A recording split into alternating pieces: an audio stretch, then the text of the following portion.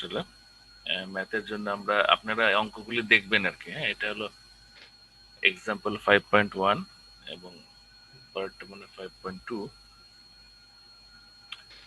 তো এগুলো নিজেরা দেখেই পারার কথা। যদি না পারেন তখন আমরা সেগুলো নিয়ে আলোচনা করব, আর ম্যাথের জন্য আমরা আলাদা ক্লাস করব, যেখানে আপনারা হাতে হাতে অঙ্ক করবেন আর কি। তো স্লাইডে একটা অঙ্ক দেওয়া আছে, দেখেন এটা একটু আমরা দেখে যাই। খুব সহজ একটা অঙ্ক। অঙ্ক নিয়ে আসলে আলোচনা করতেছি না।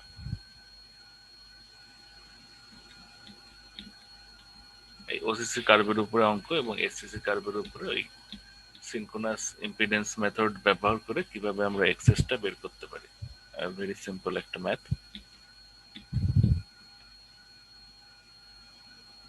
পরের ম্যাথটাও সেটার উপরেই মোটামুটি।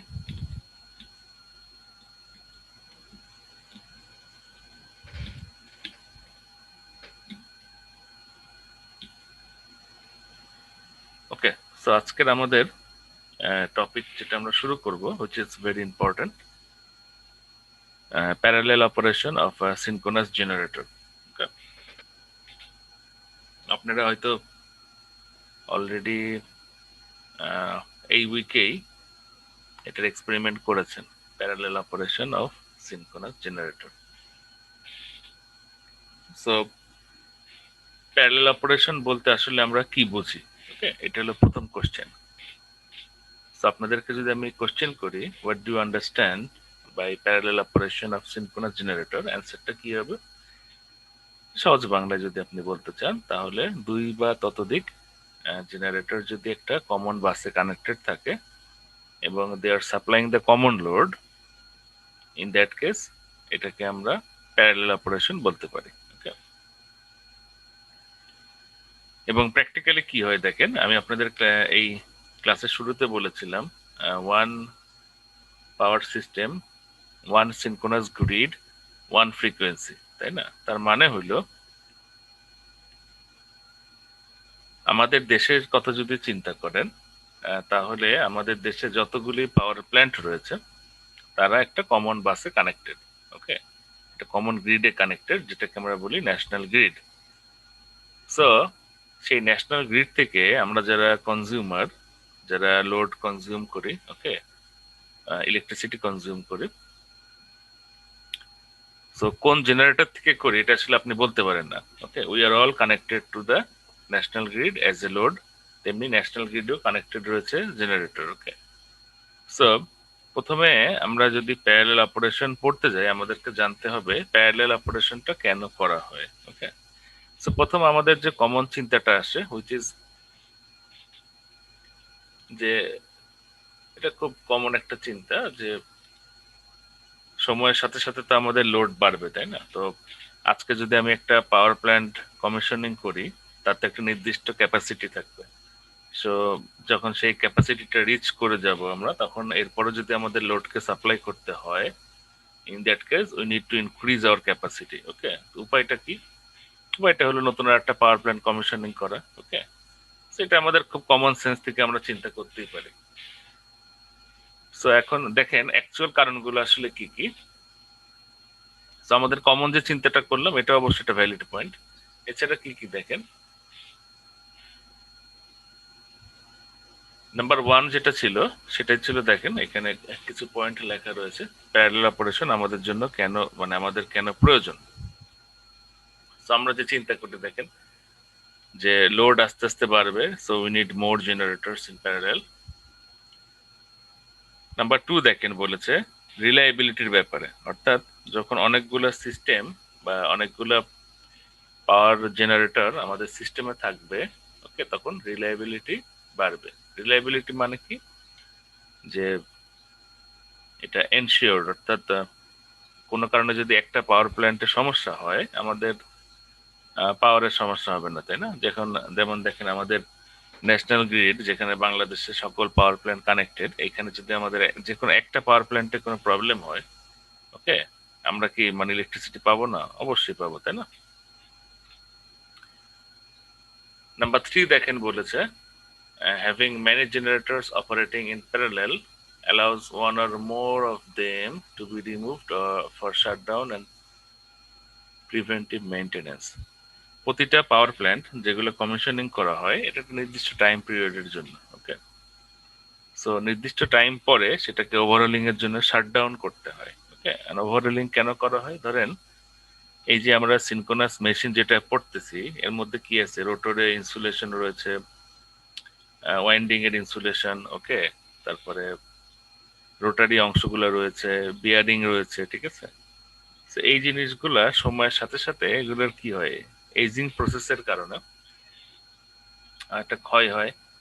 সো একটা নির্দিষ্ট সময় পর আপনি যদি মেনটেনেন্স করেন, যখন অল্প ক্ষতি হয়েছে, ধরেন ইনসুলেশন সামান্য একটু এক দুই জায়গায় একটু সমস্যা আছে, সেগুলো যদি ওভারহোলিং করে ঠিক করে ফেলেন, এই জেনারেটরটা আরো বেশি দিন ভালো চলবে। Okay, so on the other hand এইগুলো যদি আমরা মেনটেনেন্স ঠিক মতো না করি, সময়ের সাথে সাথে দেখেন এটা নষ্ট দ্রুত হবে, এফিসিয়েন্সি কমতে থাকবে। ওকে, হুইচ ইজ ব্যাড। এই কারণে নির্দিষ্ট সময় পরে ওভারহোলিং করতে, এবং ওভারহোলিং করতে হলে এটাকে শাটডাউন করতে হবে, ঠিক আছে। দ্যাটস ওয়াই পয়েন্ট 3, যে শাটডাউন যদি করতে চাই আমাদের অবশ্যই একাধিক জেনারেটর প্রয়োজন। Number 4, which is very important, সাধারণত যে কোনো ইলেকট্রিক্যাল মেশিন যখন ফুল লোডে থাকে, ওকে, ফুল লোডে থাকলে পরে তার এফিসিয়েন্সি মোটামুটি ম্যাক্সিমামের কাছাকাছি যায়। ওকে, মানে ম্যাক্সিমাম হয় আর কি, ফুল লোডের কাছাকাছি। হ্যাঁ, এটা একটা ম্যাক্সিমাম আপনার এফিসিয়েন্সি কার্ভ রয়েছে, সেখানে যদি দেখেন ফুল লোডের কাছাকাছি তারা ম্যাক্সিমাম এফিসিয়েন্সিতে রান করে। সো আমরা যদি energy management, this is the matter of energy management. হ্যাঁ, ধরেন আপনার হাতে অনেকগুলি পাওয়ার প্ল্যান্ট রয়েছে বিভিন্ন সাইজের। হ্যাঁ, এখানে sizing is another important thing. So আমরা এমন ভাবে এটাকে ম্যানেজ করব, ওকে, যেন প্রতিটা প্ল্যান্ট তার ম্যাক্সিমাম এফিসিয়েন্সি পয়েন্টে রান করতে পারে আর কি। হ্যাঁ, তো সেটা তখনই পসিবল হবে যখন আপনার হাতে একাধিক পাওয়ার প্ল্যান্ট থাকবে। একটা পাওয়ার প্ল্যান্ট থাকলে তো আর করার কিছু নাই। হ্যাঁ, এখন এই ব্যাপারটা কেন, ইলেকট্রিক পাওয়ার সিস্টেমের ক্ষেত্রে মনে রাখবেন যে এই ইলেকট্রিক কারেন্ট এটাকে তো ধরেন আমরা স্টোর করে রাখার কোনো ব্যবস্থা নেই। ওকে, এখন অবশ্য কিছু কিছু ব্যবস্থা হচ্ছে। ওকে, বাট লার্জ স্কেল মানে টোটালটাকে তো আর স্টোর করে রাখা যায় না। ওকে, সো সেখানে খেয়াল করে দেখেন, আবার স্টোর কিন্তু এসি কে করা হয় না, সেটাকে কনভার্ট করে ধরেন ডিসি স্টোর করে সেটাকে আবার এসি ব্যাক কনভার্ট করা হয় আর কি। হ্যাঁ, তো খেয়াল করে দেখেন ইলেকট্রিক পাওয়ার সিস্টেমে generation must be equals to load. Okay, generation এবং লোড যদি সমান না হয়, there will be deviation in the frequency. Okay, যেটা আমরা চাই না। এখন দেখেন এই প্ল্যান্টগুলোকে যদি আমি ম্যাক্সিমাম এফিসিয়েন্সিতে রান করাতে চাই, তাহলে দেখেন ম্যানেজমেন্টে ইউজুয়ালি কিভাবে করা হয়। কিছু কিছু পাওয়ার প্ল্যান্টকে ভাগ করা হয়েছে, যেমন ধরেন বেস লোড পাওয়ার প্ল্যান্ট, এরপরে মিডিয়াম লোড, এরপরে পিক পাওয়ার প্ল্যান্ট। ওকে, পিকার বলে এগুলোকে। তো বেস লোড পাওয়ার প্ল্যান্টে কি থাকে, সাধারণত লার্জ কোল ফায়ার্ড স্টিম টারবাইন, হ্যাঁ, অথবা আমাদের যে নিউক্লিয়ার পাওয়ার প্ল্যান্ট হচ্ছে এগুলো দেখবেন সাইজে অনেক বড়। হ্যাঁ, যেমন আমাদের নিউক্লিয়ার যেটা হচ্ছে 1000, 1000, 2000 মেগাওয়াট আর কি। হ্যাঁ, এটা যখন রান করবে এইগুলা একবার অন হলে সহজে বন্ধ হবে না। ওকে, এগুলো চলতেই থাকবে। তার মানে ধরেন আমার যদি লোড যখন লোড কার্ভ যদি আপনারা দেখেন, দেখবেন একটা নির্দিষ্ট লোডের নিচে তো সে নামে না। ওকে, তো সেই অংশটা আমরা ফিল আপ করবো এই বেস লোড পাওয়ার প্ল্যান্ট দিয়ে, যেগুলো কখনো বন্ধ হবে না। এরপরে দেখেন লোড কার্ভের মাঝখানে যেগুলো থাকে মিড লোড, সেটার জন্য ধরেন আমরা এরকম ছোট সাইজের স্টিম টারবাইন বা কিছু ডিজেল এগুলো আমরা ব্যবহার করতে পারি। ওকে, এরপরে পিক যেটা যেটা ধরেন শুধুমাত্র দিনের বিশেষ সময়ে পিক হয়, সেটাকে ম্যানেজ করার জন্য আমরা ওই যে গ্যাস টারবাইন যেগুলো আর কি, হ্যাঁ, পিকার পাওয়ার প্ল্যান্ট, সেগুলোকে আমরা ব্যবহার করতে পারি। বেজ লোড পাওয়ার প্ল্যান্টে সবচেয়ে খরচ কম হয়, এবং একেবারে খরচ কম কোথায় হয় দেখেন, যে হাইড্রো ইলেকট্রিক পাওয়ার প্ল্যান্ট যেটা রয়েছে না, সেখানেও কিন্তু আমাদের ইলেকট্রিসিটি যে মানে প্রাইসটা সবচেয়ে কম। ওকে, আর আমাদের ফিউল যেসব জায়গায় ব্যবহার করা হয় তাদের মধ্যে আমার বেজ লোড পাওয়ার প্ল্যান্ট গুলো যেগুলো, সেগুলো খরচ সবচেয়ে কম, পিকারে কিন্তু সবচেয়ে খরচ বেশি আর কি। ঠিক আছে, সেইভাবে আমরা এনার্জিকে আমার ম্যানেজ করতে পারি আর কি, সো দ্যাট আমাদের খরচটা কম হয়। ওকে, এটা ইকোনমিক যেন হয় সেই জন্য। তাহলে দেখেন এটাও একটা প্যারালাল অপারেশনের সুবিধা। এই যে বললাম 4 নম্বর পয়েন্টে যে এফিসিয়েন্সি ওয়াইজ যদি আমরা রান করাতে পারি মেশিনগুলোকে, তার মানে কি এফিসিয়েন্সি হাইতে যদি কোনো মানে ম্যাক্স এফিসিয়েন্সিতে কোনো মেশিন অপারেশনাল থাকে, তার মানে কি আমি ইনপুটের তুলনায় আউটপুট ওটা ওই মেশিনের ক্ষমতা অনুযায়ী ম্যাক্সিমামটা পাচ্ছি আর কি, তাই না? অন্য যে কোনো পয়েন্টে ইনপুটের সঙ্গে আউটপুটের রেশিও যেটা সেটা আমার জন্য সুইটেবল হবে না আর কি। এখন দেখেন এই ছবিটা দেখেন, একটা জেনারেটর সাপ্লাই করতেছিল, ওকে, আর একটা জেনারেটর আমি তার সঙ্গে প্যারালাল করতে চাই। এখন যেহেতু এটা 3 ফেজ, এখানে কিছু ব্যাপার রয়েছে। হ্যাঁ, আমি চাইলেই এর 3টে টার্মিনাল লোডে দেওয়া আছে, এরও 3টে টার্মিনাল লাইনে এরকম প্যারালালি ওই যে আপনারা তার দিয়ে জোড়া দিয়ে দিলেন, কাজ হয়ে গেল। ওকে, ব্যাপারটা আসলে সেরকম না। দুইটা জেনারেটরকে ওকে যদি প্যারালাল করতে চাই আমাদেরকে কিছু শর্ত ফুলফিল করতে হবে। ওকে, দেয়ার আর সাম কন্ডিশনস। সো নাম্বার 1 কন্ডিশনটা কি দেখেন, the RMS line voltages of the two generators must be equal. হ্যাঁ, অর্থাৎ জেনারেটরের যে টার্মিনাল ভোল্টেজ হবে, ইনকামিং জেনারেটরের টার্মিনাল ভোল্টেজ, সেটা অবশ্যই যার সঙ্গে আপনি প্যারালাল করতে চান তার টার্মিনাল ভোল্টেজের সমান হতে হবে। এটা না বোঝার কিছু আছে? এখন প্রশ্ন হলো না হলে কি হবে? ওকে, সো না হলে কি হবে আমি পরে আলোচনা করি, আগে শর্তগুলো একটু দেখেন। Number 2, the two generators must have same phase sequence. আমরা জানি যখন 3 ফেজ থাকে তখন ফেজ সিকোয়েন্সের একটা ব্যাপার থাকে। ওকে, কি কি হইতে পারে? ABC sequence or ACB sequence, তাই না? তার মানে একটা মেশিন ইদার ক্লকওয়াইজ রোটেট করতে পারে অর অ্যান্টি ক্লক রোটেট করতে পারে। দুইটা সিকোয়েন্সে দুই দিকে হয়, তাই না? এবিসি সিকোয়েন্সে যদি ক্লকওয়াইজ হয়, এসিবিতে তার উল্টো হবে। তো এটা আমাদের এনশিওর করতে হবে যেন দুইটা মেশিনের ফেজ সিকোয়েন্স সমান হয়। ওকে, it's very important.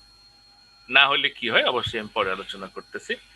Number 3, the phase angles of the two A phases must be equal. Okay, শুধু যে ফেজ সিকোয়েন্স সমান হলেই হবে না, যে কোনো একটা ফেজের, ধরেন এ ফেজ আমি ধরতেছি এখানে, এ ফেজের অ্যাঙ্গেলটা সমান হতে হবে। অর্থাৎ ধরেন এ ফেজের অ্যাঙ্গেল যদি আমার রানিং মেশিনের 0 হয়, ইনকামিং মেশিনেরও আমার 0 হতে হবে। ওকে, নাম্বার 4, ফ্রিকোয়েন্সি। ওকে, ফ্রিকোয়েন্সি আমার ইনকামিং জেনারেটরের সমান হতে হবে, বাট প্যারালালের সময় স্লাইটলি হায়ার রাখা হয় সো দ্যাট এটা অ্যাডজাস্ট হয়ে সমান হয়ে যায় আর কি। ঠিক আছে, এখন এই যে 4টা কন্ডিশন আপনারা শুনলেন, হ্যাঁ, 4টা কন্ডিশন মানে প্রাথমিক দেখায় আপনাদের কি বুঝতে কোনো অসুবিধা হচ্ছে?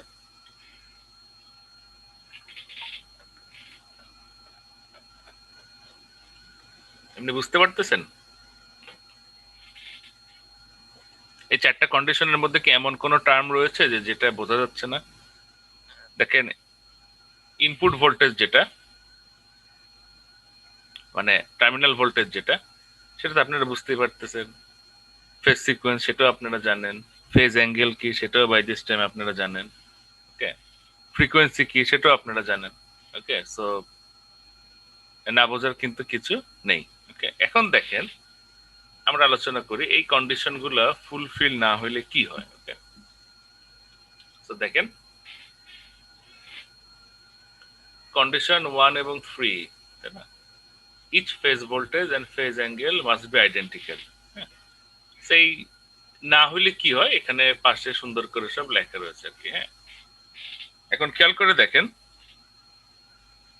ফেজ অ্যাঙ্গেল সমান যদি না হয়, হ্যাঁ, অথবা আপনার ফেজ ভোল্টেজ ম্যাগনিটিউড, হ্যাঁ, অ্যাঙ্গেল এবং ম্যাগনিটিউড দুইটা আসলে ব্যাপার। সো যে কোনো দুইটা এসি সিগন্যাল, হ্যাঁ, আপনারা খেয়াল করে দেখেন, আমি যদি একটু ড্র করার চেষ্টা করি,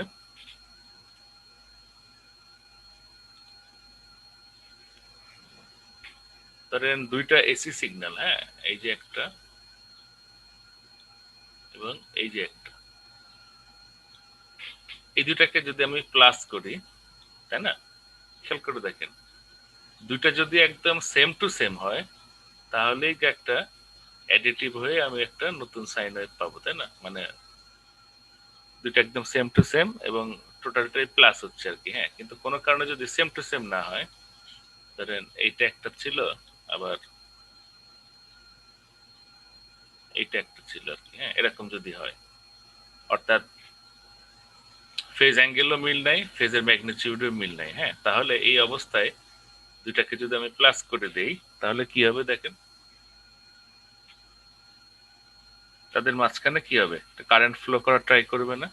তার মানে ইভেনচুয়ালি এই দুইটা মিলে নতুন একটা সাইন তৈরি হবে, অবশ্যই সাইন তৈরি হবে। ওকে, কিন্তু সেটা কিন্তু এই দুইটা ফুল সেম ফেজে যোগ করলে যে ফুল ম্যাগনিটিউড হইতো, হ্যাঁ, সেরকম কিন্তু হবে না। তার চেয়ে অবশ্যই কি হবে, স্মলার হবে।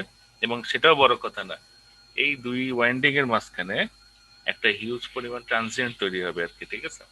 এবং সার্কুলেটিং কারেন্ট ফ্লো হওয়া ট্রাই করবে, মানে হবে আর কি। হ্যাঁ, যেটা আমাদের জন্য undesirable condition and eventually it will damage everything. Okay, so এটা করা যাবে না, and this is the mandatory. This phase ভোল্টেজের ম্যাগনিটিউড এবং angle must be identical. Okay, এটার দ্বিতীয় আর কোনো সুযোগ নেই। এরপরে দেখেন কন্ডিশন টু। কন্ডিশন টু কি বলেছিল? Phase sequence. এটা তো বুঝতেই পারতেছেন, ফেজ সিকোয়েন্স কি দেখেন, A B C, three phase আপনারা পড়েছেন তাই না? একটা ধরেন এ সি পি। এখন দেখেন এই থ্রি ফেজ, এটাকে যদি আমি কানেক্ট করে দিই, দুটো দুই সিকোয়েন্স, হ্যাঁ, ধরেন এ এ মিললো। ওকে, এই যে সাইন ওয়েভ যেটা বলেছিলাম, এ এ মিললো, বি আর সি মিললো না, তাহলেও দেখেন ওই কন্ডিশন ওয়ান এর মধ্যে কেস হবে না। দুইটার মাঝখানে কি হবে, হিউজ ট্রানজিয়েন্ট এবং লার্জ সার্কুলেটিং কারেন্ট। যেহেতু যখন বি পজিটিভ পিক তখন কিন্তু সি পজিটিভ পিক না, তাই না? তার মানে there will be a voltage difference. Okay, তার মানে কি সার্কুলেটিং কারেন্ট ফ্লো হবে। সো ফেজ সিকোয়েন্স এটাও ম্যান্ডেটরি একটা কন্ডিশন। লাস্টলি কি ছিল? ফ্রিকোয়েন্সি। হ্যাঁ, এটা একটু আপনাদের বুঝতে অসুবিধা হতে পারে। ফ্রিকোয়েন্সি সমান না হলে কি, দেখেন এখানেও কিন্তু একই কেস। ধরেন this is a sine wave, okay, and this is also sine wave. এই দুইটাকে একটার উপরে একটা ফেলায় দেখেন, এটার ফ্রিকোয়েন্সি দেখে বোঝা যাচ্ছে ফ্রিকোয়েন্সি হায়ার, এটার কি ফ্রিকোয়েন্সি লোয়ার। এই দুটাকে সিগন্যালকে যদি আপনি অ্যাড করেন তাহলে দেখেন এই যে কন্ডিশন ওয়ান যেটা, হ্যাঁ, ভোল্টেজ এবং ফেজ সমান হওয়ার কথা, সেটা কোনোটাই দেখেন ফুলফিল হয় না। ওকে, চিন্তা করেন এই সিগন্যালের মধ্যে এরকম এরকম অনেকগুলো আর কি। হ্যাঁ, তাহলে দেখেন এট এনি পয়েন্ট দুটা ভোল্টেজ কিন্তু একদম সেম পয়েন্টে আসে নাই, তাই না? দ্যাটস ওয়াই আবার কন্ডিশন ওয়ানে যে প্রবলেম ছিল সেটাই ঘটবে আর কি। সো ফ্রিকোয়েন্সিও সমান হওয়া প্রয়োজন। সাধারণত incoming generator frequency slightly higher রাখা হয় সো দ্যাট ফেজ অ্যাঙ্গেলটা অ্যাডজাস্ট হতে পারে আর কি। হ্যাঁ, স্লাইটলি হায়ার। যখন কানেক্ট করা হয় তখন তাদের ফ্রিকোয়েন্সি এবং ফেজ অ্যাঙ্গেল সবকিছু আস্তে আস্তে অ্যাডজাস্ট হয়ে একটা কমন জিনিসে আসে। ওকে, এটা হলো গিয়ে প্যারালেল করার প্রসেস, মানে ফুলফিল করতে হয় যে কন্ডিশন গুলো আর কি। হ্যাঁ, প্রসেস নিয়ে আমরা এখন আলোচনা করি নাই। আশা করি এটুকু বুঝতে পেরেছেন। এতক্ষণ আমরা যেটা শিখলাম সেটা হলো প্যারালেল অপারেশন কেন প্রয়োজন এবং এই প্যারালেল করতে হলে কি কি কন্ডিশনকে ফুলফিল করতে হয়। এখন দেখেন দ্য প্রসেস। হ্যাঁ, প্রসেসটা কি? প্রসেসটা খুবই সোজা। এই যে ধরেন একটা জেনারেটর সঙ্গে আর একটা জেনারেটর আমি দিচ্ছি, মাঝখানে দেখেন প্রতিটা লাইনের মাঝখানে তিনটা বাল্ব লাগানো রয়েছে আর কি, ঠিক আছে? So three bulb method.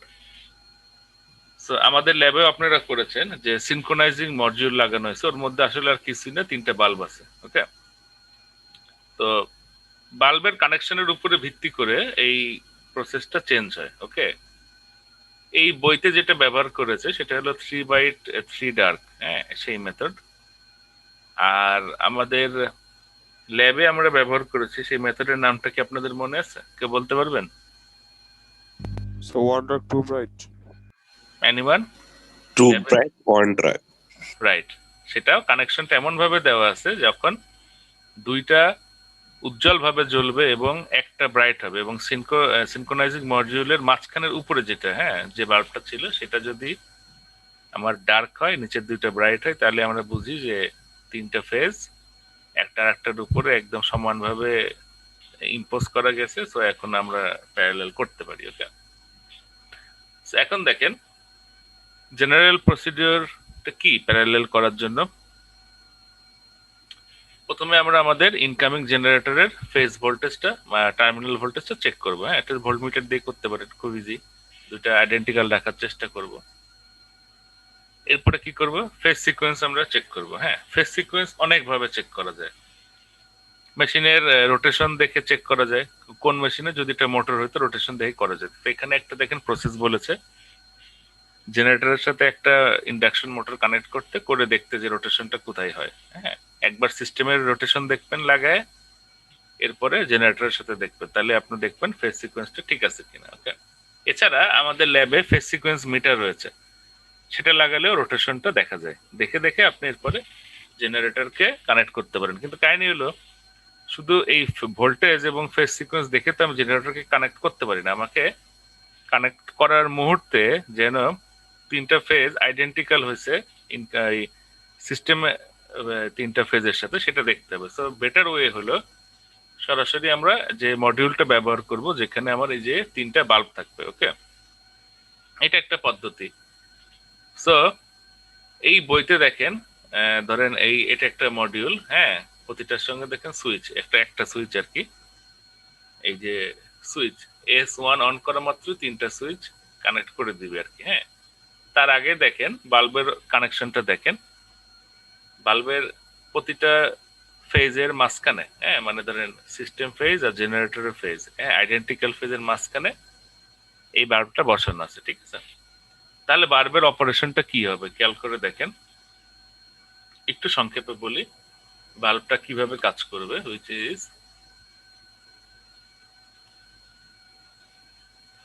খেয়াল করে দেখেন, যদি প্রতিটা ফেজ ঠিক মতো মিলে যায়, আমরা একটা ফেজের কথা আগে আসি। ধরেন এইখানে যদি এইখানে সেম সাইন ওয়েভ এবং এইখানে যদি সেম সাইন ওয়েভ হয়, সেম টু সেম, ফ্রিকোয়েন্সি সমান, ফেজ অ্যাঙ্গেলটা সমান এবং ম্যাগনিটিউড সমান, তাহলে এই বাল্বটা জ্বলবে না নিভে থাকবে? এনিওয়ান কে বলতে পারবেন? বাল্বের কানেকশনটা দেখেন, ধরেন এখানেও সেম সাইন ওয়েভ, এখানেও সেম সাইন ওয়েভ, এই বাল্বটা জ্বলবে না নিভবে?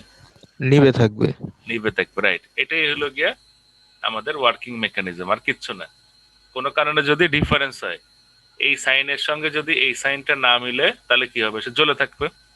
ডিফারেন্স যত বেশি হবে তত উজ্জ্বল ভাবে জ্বলবে, ডিফারেন্স যত কম হবে তত সে ডার্কার হবে, এবং ডিফারেন্স না থাকলে সে বন্ধ হয়ে যাবে। হ্যাঁ, দিস ইজ দ্য মেকানিজম, আর কিচ্ছু এর মধ্যে নাই। কত সিম্পল ব্যাপার আর কি, ফেস অ্যাঙ্গেল কত ইজি ওয়েতে কাজ সেরে ফেলা যায়। সেটা কি ফেস অ্যাঙ্গেলের উপর সেটাই ডিপেন্ড বলা করতেছে? হয়েছে যে কিভাবে আমরা এটা চেক করতে পারি। তো এই মেথড অনুযায়ী যখন অল থ্রি বাল্বস, যেখানে দেখেন all three bulbs brighten and dark together, then the system has same phase sequence. আর সাকসেশন যদি হয় তাহলে বুঝতে হবে যে অপোজিট ফেজ সিকোয়েন্স। ওকে, এবং তারপরে কি বলা হচ্ছে, যখন যে চেঞ্জ যখন বেশি থাকে, যেটা আমি অলরেডি বলেছি, সো অনেক বেশি উজ্জ্বল ভাবে জ্বলবে, আর চেঞ্জ কম মানে ডার্কার হবে আর কি। হ্যাঁ, চেঞ্জ না তখন, তার মানে যখন সব ডার্ক হয়ে যাবে আমরা বুঝবো যে আমার সিস্টেম একদম টোটালি একটার সাথে একটা আইডেন্টিক্যাল হয়েছে, তখন আপনার সুইচটা অন করে দিতে পারবো।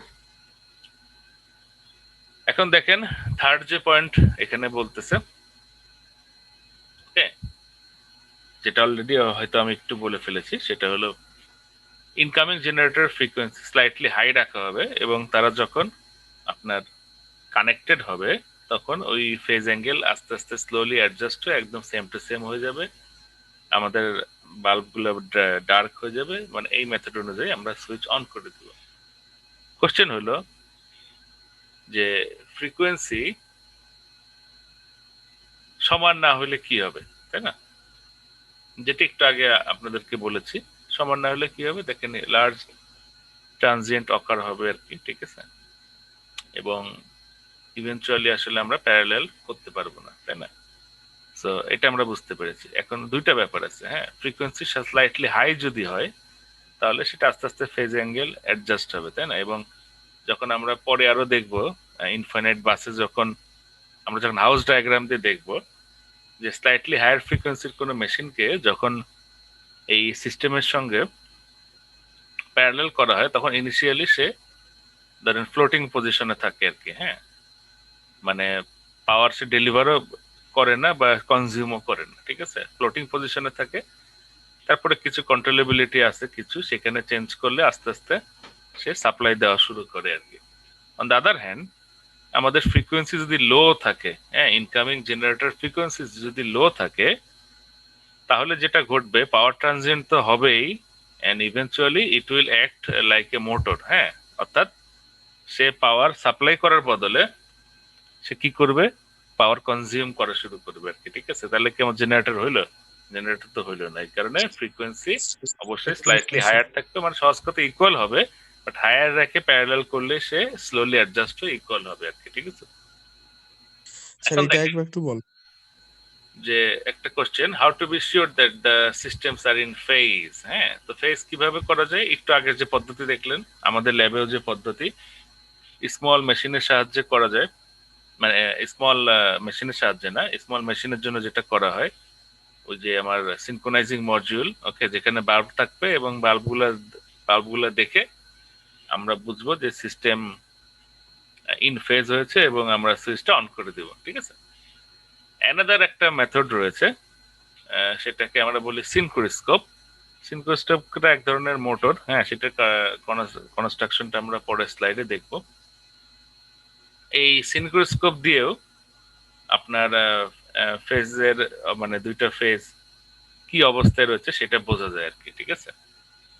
এবং ইন প্র্যাকটিক্যাল কি হয়, লার্জার যে সিস্টেমগুলো যখন প্যারালেল করা হয় তখন এই মডিউল, এই লাইটের বাল্ব এগুলা ইউজ করা হয় না, হ্যাঁ, লার্জ পাওয়ার প্ল্যান্ট সেগুলো কম্পিউটারের সাহায্যে সরাসরি আমাদের প্যারালেলের মেকানিজম রয়েছে আর কি, হ্যাঁ। সো এই বাল্ব জ্বালানো দেখে ভাবেন না যে প্র্যাকটিক্যালি পাওয়ার প্ল্যান্টে যে বাল্ব পাবেন আর কি। এটা আমাদের স্মল মেশিনের জন্য আমরা করতে পারি, স্মল মেশিনে এইভাবে আপনার প্যারালেল করা যায়, ওকে। আর সিনক্রোস্কোপ ব্যাপারটা কি দেখেন, আমরা পরের স্লাইডে যাই, হ্যাঁ, this is A FYI topic, হ্যাঁ, শুধু আপনার জানার জন্য। এইখানে দেখেন সিনক্রোস্কোপের কনস্ট্রাকশনটা দেওয়া রয়েছে। তার জেনারেটর 1 এই যে কমন বাসে কানেক্টেড, জেনারেটর 2 আমি কানেক্ট করতে যাচ্ছি দুইটা ফেজ থেকে। এই যে দেখেন সিনক্রোস্কোপ, ইটস দেখে বুঝতে পারতেছেন একটা মোটর। এখানে ফিল্ডে একটা ওয়াইন্ডিং দেওয়া আছে দেখেন, যেটা আপনার এই এসি দুইটা ফেজ থেকে এসে সাপ্লাই দিবে ফিল্ডে। আবার রোটরেও দেখেন একটা ওয়াইন্ডিং রয়েছে, সেটাও আবার এসি দুইটা ফেজ থেকে এসে রোটরে সাপ্লাই দিবে, হ্যাঁ। তাহলে কি হবে, এই দুইটা ফ্লাক্সের মধ্যে ইন্টারাকশন হবে এবং এটা রোটেট করে, ওকে, ঠিক আছে, এটা রোটেট করে। ওটা দেখেন এই যে মাঝামাঝি থাকা মানে স্থির, হ্যাঁ, মানে তখন সে স্থির হবে আর কি। তো সেটা দেখে আমি বুঝবো যে আমার দুইটা ফেজ সম্পূর্ণ মিলে গিয়েছে। সেটা এফওআই টপিক। সবচেয়ে মজার বিষয় হলো এই নিচে এখানে দেখেন ইউটিউব লিংক দেওয়া আছে একটা, হ্যাঁ, ইউটিউব লিংকটা আমি গুগল ক্লাসে হয়তো পোস্ট করে দিব বা স্লাইডেও আছে। এটা এখান থেকে যদি দেখেন, এখানে দেখলে আপনি ক্লিয়ার হয়ে যাবে যে how synchroscope works, okay, very easy জিনিস। এটা ছিল একটা সিনক্রোস্কোপের ব্যবহার। এরপরে আমরা যেটা শিখবো সেটা হলো ফ্রিকোয়েন্সি পাওয়ার, যেটা আমাদের জেনারেটরের ক্যারেক্টারিস্টিক্স, ওকে। তো সেটা আমরা নেক্সট দিন শিখবো। আজকে আমাদের এইটুকুই। এখন বলেন এইটুকের মধ্যে যদি কারো কোনো কোশ্চেন থাকে। স্যার কুইজ কি ডক ফাইল হবে? অঙ্কটা কি বলতেছে দেখেন, আচ্ছা, কুইজের বিষয়ে পরে কথা হবে। 200 kVA 480 volt 50 hertz Y connected generator rated field current 5 ampere was tested and the following data were taken.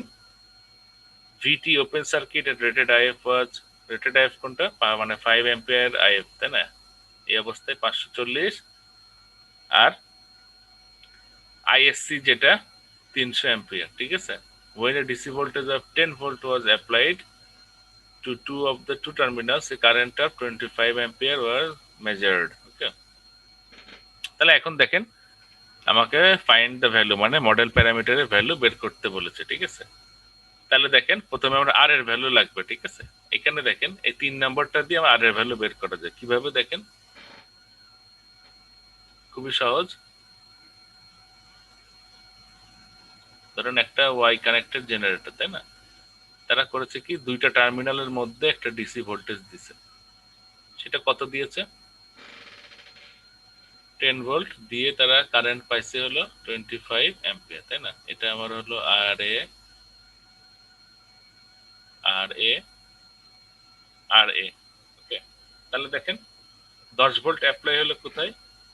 R A plus আর এ মানে 2 আর এ। তাই দেখেন 2 আর এ সমান সমান ভিডিসি বাই আইডিসি। তার মানে 10 ভোল্ট ডিভাইডেড বাই 2 ইন্টু 25, যেহেতু আমি 25 অ্যাম্পিয়ার কারেন্ট পাইছি তাহলে 0.2 ওহম। ওকে, তার মানে আর এর সমান সমান 0.2 ওহম। ওকে, দেখছেন কত সহজ, আর এর ভ্যালু কিন্তু বের হয়ে গেল, যেটা আমরা বাস্তবে কিভাবে করতাম, ওহম মিটার ধরতাম, ঠিক আছে। এরপরে দেখেন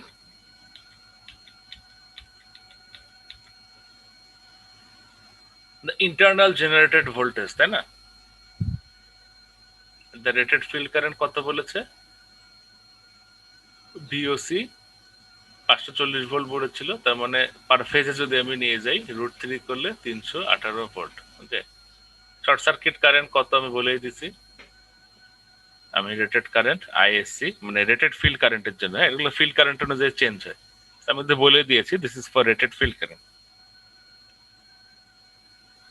তাহলে এখন দেখেন according to synchronous impedance method কি হবে, এই যে রেটেড ফিল্ড কারেন্টের জন্য দেখেন 312 মানে এই যে 311.8 কে 312 বলেছি আমি। ওকে, তাহলে এই রেটেড ফিল্ড কারেন্টের জন্য এক্সেস এর ভ্যালুটা কত এটা আমার বের হয়ে আসবে। সেটা কি দেখেন, E A by I A 311.8 divided by 300, এখান থেকে করে 1.02, this is the value of excess. It's a very simple equation. Okay, বুঝতে পেরেছেন?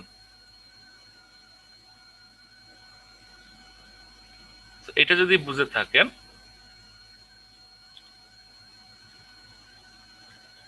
আমরা নেক্সট ম্যাথটা একটু যাই। ওকে, ও নিচের একটা অংশ ছিল, সেটা হলো যে আমরা যদি আর এ কে নেগলেক্ট করি, তাই না? আর এ কে নেগলেক্ট করলে এক্সেস এর ভ্যালুটা বের করা যায়, বাট আমরা ইউজুয়ালি আর এ কে নেগলেক্ট করব না।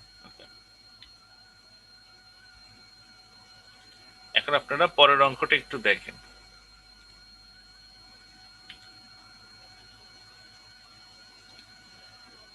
ঠিক আছে, পরের অঙ্কটি একটু আপনারা দেখতে থাকেন। সাউন্ড আসতেছিল না তখন স্যার। সরি, সাউন্ড আসতেছিল না তখন আপনার। আমি তো এতক্ষণ কিছু বলিও নাই, ও স্যার ঠিক আছে। আপনাদেরকে বলেছি অঙ্কটা পড়েন। সবই কি সাউন্ড দিয়ে হয়? সাউন্ড ছাড়াই পৃথিবীর বড় বড় কাজ হয়। না স্যার হুট করে সাউন্ড অফ হয়ে গেছে স্যার, চিন্তা করে গেলাম স্যার নেট গেল না অন্য কিছু। না ঠিক আছে, ইউ আর রাইট। আপনাদেরকে পড়তে দিয়েছিলাম অঙ্কটা, কারণ মেশিনের অঙ্কগুলো দেখবেন একটু বড় বড়, অঙ্কগুলি বড়, বাট যখন সলভ করতে থাকবেন দেখবেন it's very easy, piece a cake. So দেখেন অঙ্কটা কি ছিল, 480 volt, when I say this volt, এটা terminal voltage. Okay, remember delta connected 4-pole synchronous generator has the OCC shown in figure এত, তার মানে অবশ্যই একটা OCC কোথাও দেওয়া আছে। দেখি OCC টা কই, OCC টা এখানে দেই নাই, ঠিক আছে। তার মানে একটা OCC কার্ভ দেওয়া আছে। OCC টা আসলে magnetization curve, which is very important in future। যত অঙ্ক থাকবে জেনারেটর বলেন মোটর বলেন, এই ম্যাগনেটাইজেশন কার্ভটা দেওয়া থাকবে। তো generator has a synchronous reactance of 0.1 ohm and the armature resistance of এত। Full load, at full load the machine supplies 1200 ampere at 0.8 pf lagging। হ্যাঁ, ওকে, এটা ফুল লোড, ল্যাগিং অবস্থায় সে 1200 অ্যাম্পিয়ার দিতে থাকে। Under full load conditions the friction and windage loss 40 kilowatt। Full load কথাটা বারবার বলা হচ্ছে কারণ লোডের সঙ্গে সবই চেঞ্জ হয়, তাই না? ধরেন আমাদের সেই নির্দিষ্ট পার্টিকুলার কন্ডিশনে লসটা কত। So the core losses are এত দোজ, যদিও এগুলো কনস্ট্যান্ট লস। ওকে, ঠিক আছে। Friction and windows depends on আমার রোটেশনাল স্পিড, আর কোর লস তো কোর লস, সেটা ডিপেন্ড করে যদি আমার ভোল্টেজ ঠিক থাকে আর কি, সেম ভোল্টেজ আর কি, রেটেড ভোল্টেজ রাখি আর কি। সো এই দুটা almost constant. Only variable loss হলো the copper loss. Ignore any field circuit loss, তার মানে ফিল্ড সার্কিটে যদি আমাদের কোনো লস হয়ে থাকে আমরা সেটাকে ইগনোর করব। What is the speed of rotation of this generator? How much field current must be supplied to the generator to make the terminal voltage এত at note load? আচ্ছা, আমরা অঙ্ক তাহলে পরে পড়ি, আমরা সলিউশনে যাই। ওকে, প্রথমে দেখেন এই যে রিলেশনশিপ, ঠিক আছে। এই মোটরটা আমি বলে দিছি,